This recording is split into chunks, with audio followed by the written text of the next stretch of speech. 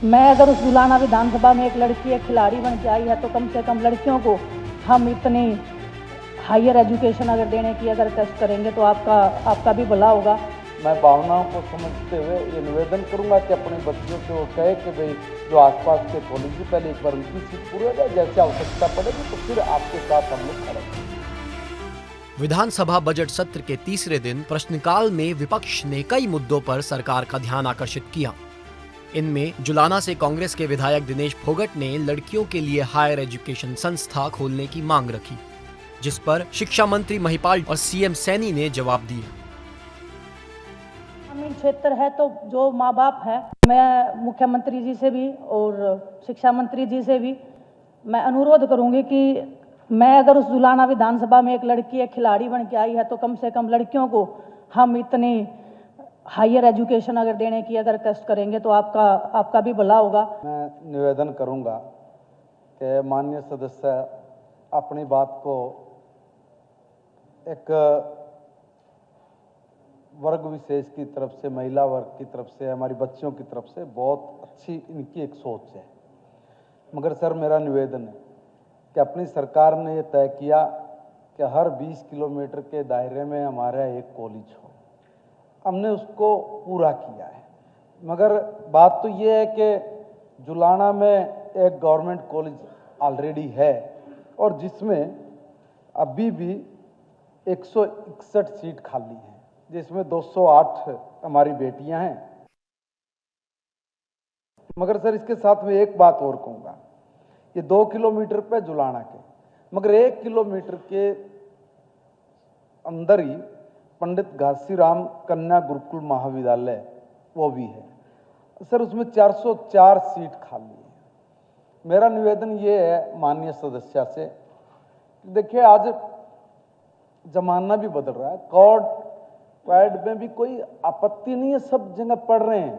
अगर जरूरत पड़ेगी कभी भविष्य में उससे किसी तरह की ना नहीं हो सकती, मगर अभी जहां सीट खाली पड़ी है पहले एक बार उसको भरवाने के लिए भी वो प्रेरित करें।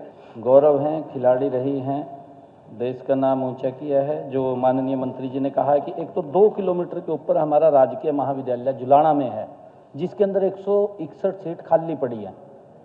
माननीय मंत्री जी का यही आग्रह था कि बेटियों को जरूर प्रेरित करना चाहिए कि आप एडमिशन लें। दूसरा मैं आपको बताना चाहता हूं, माननीय एक मिनट जी, दूसरा जब खाली इतनी सीटें पड़ी हैं, मात्र जुलाना से 17 किलोमीटर की दूरी पे, हम 20 किलोमीटर की दूरी पे कह रहे हैं, 17 किलोमीटर की दूरी पे इंडस डिग्री महाविद्यालय कनीना में है माननीय अध्यक्ष जी, जिसके अंदर 300 सीटें इसमें खाली पड़ी हैं, यहां एडमिशन हो।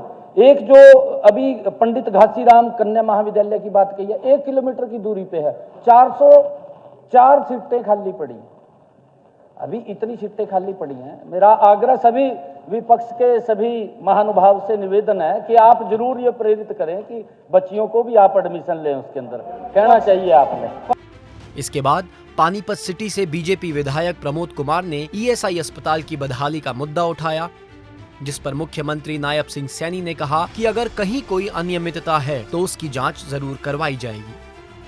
हॉस्पिटल जो डाटा दे रहा है मैं उससे टोटली डिससेटिस्फाइड हूँ।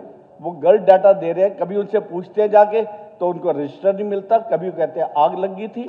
मेरी प्रार्थना है विजिलेंस जांच की जाए और इसका एक तरीका ये जरूर अपनाया जाए कि जिन हॉस्पिटल को पेमेंट की गई है उनसे ये सूची ली जाएगी उन्होंने उनकी लिस्ट क्या पेशेंट की, क्या वो पेशेंट की लिस्ट ईएसआई हॉस्पिटल की लिस्ट से टैली करती है या नहीं करती है। विजिलेंस जांच जरूर की जाए और एक ईएसआई हॉस्पिटल जरूर बनाया जाए। क्योंकि जो विधायक जी ने कहा है कि जो पेन लिस्ट हॉस्पिटल हैं जरूर हम उसकी जांच कराएंगे और वो देखेंगे कि गलत किसी का ना हो, परंतु जो पेन लिस्ट हॉस्पिटल हैं माननीय अध्यक्ष जी, लगभग 34 करोड़ रुपया हमने उनको इलाज का दिया है।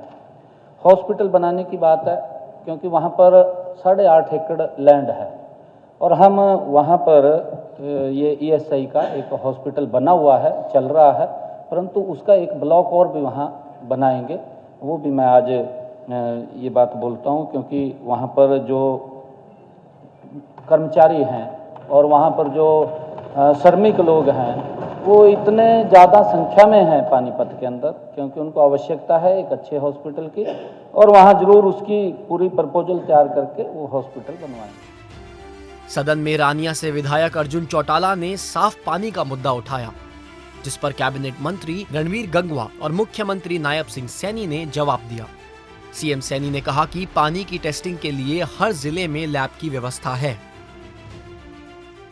एक सवाल ये था कि भाई क्या रिपोर्ट है, जो भी ग्राउंड वाटर की जो टेस्टिंग हुई है और जो भी पेयजल की जितनी भी टेस्टिंग है उसकी रिपोर्ट क्या है। तो उसके अंदर माननीय मंत्री जी ने कह दिया, एक वेबसाइट का लिंक डाला है इसके अंदर कि आप उस पर देख लीजिए। लेकिन अगर आपकी इजाज़त हो तो मैं दिखा भी सकता हूँ आपको, नहीं तो अभी अभी मैंने अपने मोबाइल पे भी चेक करा, URL डाला, तो जो वेबसाइट है वो अंडर मेंटेनेंस है और वो वेबसाइट चल ही नहीं रही। तो जी वो इन्फॉर्मेशन अभी भी एक्सेसिबल नहीं है। अब इसमें हम जो पानी जो दे रहे हैं उसमें 55 लीटर प्रति व्यक्ति के हिसाब से पूरा दे रहे हैं, किसी भी ढाणी में या कोई गांव के अंदर हम कम नहीं दे रही हैं। ये ठीक है कि जहाँ कोई जो ट्यूबवेल की जो बात इन्होंने कही है कि जो ट्यूबवेल का जो TDS जहाँ ज़्यादा आता है उसके अंदर हमने जो 24 ट्यूबवेल ऐसे थे जिसमें से कुछ इसमें जो दिक्कत थी उनमें से अब उनको 4 को हमने नहर आधारित पे ले लिया गया उसमें से, और 7 को प्रवृत्त करने का काम चल रहा है। वो बिल्कुल आपकी बात ठीक है कि नीचे का पानी ग्राउंड लेवल का कहीं उसका TDS ज़्यादा होता है, उसको मिला करके उसको ठीक करके हमारी सरकार का ये ध्येय है कि हम हर घर के अंदर स्वच्छ जल पहुंचाएं। और पिछले 10 वर्षों के अंदर माननीय अध्यक्ष जी, हमारी सरकार ने, आपने देखा है कि हर घर के अंदर नल और स्वच्छ जल पहुंचाने का जो संकल्प है हम वो लगातार पूरा कर रहे हैं। अगर कहीं कोई दिक्कत है उसको पूरा करेंगे। बता दें कि मुख्यमंत्री नायब सिंह सैनी बतौर वित्त मंत्री 17 मार्च को पहली बार बजट पेश करेंगे। इस बार प्रदेश का बजट करीब 1.95 लाख करोड़ का हो सकता है। इससे पहले 2024 में तत्कालीन मुख्यमंत्री और वित्त मंत्री मनोहर लाल ने 1.89 लाख करोड़ का बजट पेश किया था। ब्यूरो रिपोर्ट, सूर्या समाचार।